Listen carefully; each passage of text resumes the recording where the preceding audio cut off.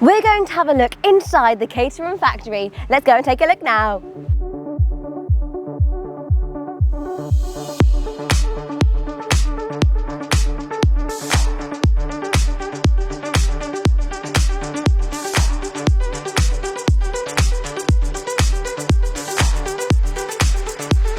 Now, normally we'll be showing you around our workshops here at Bridge Classic Cars, but today we are somewhere different. We are at the Caterham factory, and I'm here with Simon, the Motorsport Director. Now, Simon, please take us on a little tour around this fabulous factory. Now, it's quite new, isn't it? It is. We've been here about 18 months now. 18 months, wow. Yeah. So is it a lovely upgrade from your previous place? Yes, massive upgrade. The old place was... It was small, it was split over 4 sites, it was quite run down, so a big, bright, shiny building where everyone's under one roof. It means that we can work together as a team as well. It's really nice, it's a huge difference. Fantastic. So let's start walking down this way and see what we find. Now, earlier I did ask you, I was like, okay, so where does it kind of the production line start? But you mentioned that actually that's not really the case. No, there isn't a production line, so we cell build vehicles, which means that every car starts its life in one place and runs right to the end. So each car is built by one person from start to finish. Fantastic. Is that something that the technicians like about kind of working here at Caterham, that they get to kind of see the car from the beginning to the end? Yeah, sure. If you're working in a normal production line in a car factory, you might be spending 45 seconds bolting the same thing on day in, day out. And you may do a bit of rotation, but for these guys, they're starting from scratch, building a car right to completion, seeing it run. They know who the customer is, and they get a build plaque which has got their signature on it to show that they built the car. That's amazing. I did suggest that we put their mobile number on it, available for 24 hours. That'd be brilliant. That keeps quality high. Yeah. Definitely, because someone could be like, oh my goodness, something's fallen off, I'm going to call exactly. Steve, whoever it is. But no, that's amazing. So they come in as a chassis, is that correct? Correct, yes. Yeah. And then from there, I guess they go to their special bay. Yeah, we do a tiny bit of prep. They come in from our facility in Westbury in Wiltshire that still makes the chassis for us. Yeah. We thought about bringing that here, but apart from being noisy and dirty, there's a really skilled workforce down there, and we didn't want to lose those guys. So they still build those, and it comes in looking like that as a panelled chassis.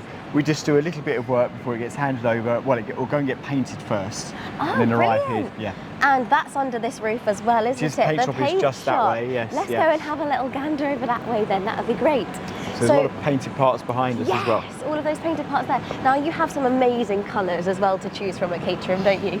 So we have our standard range of colours which people can pick from.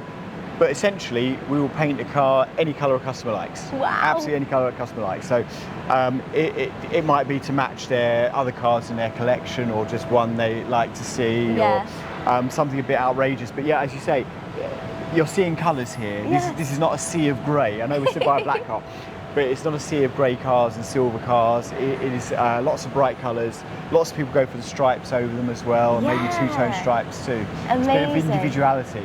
And also you've got lots of paint booths as well. Am I seeing 2 booths? And is that a kind of drying room over there, or? That is we've got a prep area, 2 booths, and then there's sort of after work for doing smaller items. Brilliant, amazing. So I don't want to give too much away, because you actually do tours as well, don't you? We do tours, yes. Which is a new thing. So I've heard that they're actually sold out for... We do them every Friday, and they're sold out till the end of the year, and we sell them in batches for about 6 months at a time. Yeah. Wow. It's quite in-depth, it's a couple of hours, but people get to see everything we do here, really well explained by some of the team here. Fantastic. And also, so you do a lot of different types of Caterhams. Is there anyone that's in particular kind of more sought after than another? It depends on the market. So different markets have different requirements. You know, we know what's popular in the UK, but in Japan it's quite a different car. Yeah. They have a specific Japanese model, if you like. They tend to have their cars unpainted. They like the classic aluminium and fiberglass look. You know, that's really interesting. So it does vary. The American cars will tend to be the slightly larger chassis. Yeah, fantastic. So you've got your paint booths. Is there anything a little bit different further down, or is it? We'll go around that way. It's brilliant to kind of see all the different cars in different stages of their build, I guess. And there would be more people actually building them if it wasn't lunchtime. That's what, it's currently devoid of people at the moment, but it means we can walk around in relative peace without disturbing them. But you can see, say you've got a car there which is just about to be started, and these ones here are finished and they're getting a final check over before they go to wherever they're going to. which in this case is France, Belgium. That one is for the UK. Where else are we going? That's our own. And that one in the corner there is Japan. So that's very typical Japanese spec with the classic green and aluminium look as well. I do have to say, I like that kind of style. It's always quite rustic, but still really polished. I always think it's quite hard to look at. It looks nice now, it's quite hard to look after. So when people say, what can we put on the aluminium to protect it? The answer is paint. Yeah. I love that, that's brilliant. Amazing. And so you've got your own cars here, and also you've got lots of press cars as well that I've noticed around the corner. We've got our own press fleet and experience cars and cars for engineering, so there's quite a few cars around us at any one time. Now, what was the kind of idea behind the Encore to start with? Because it's a really cool concept, being the last of the Sigma engines, so it's like kind of one last Encore for that engine. Yeah, well, the name says it all. We had a few Sigma engines. We'd finished the Sigma cars. We'd finished the 310. It was not happening anymore. But we ended up with a few extra engines, which always tends to happen. Yeah. And it was enough to do a special edition. We weren't sure what we do. Do we use these engines in the aftermarket? They're so reliable, they never break. So it's not like we sell very many ever in the aftermarket.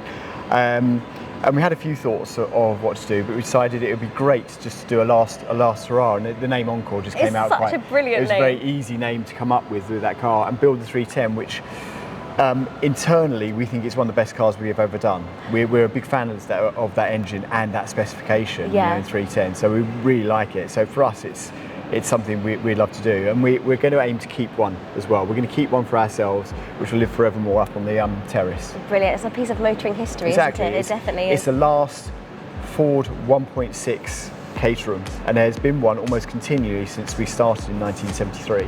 Brilliant. Wow. Well, Simon, thank you so much for a whistle-stop tour of your workshop. You're very welcome.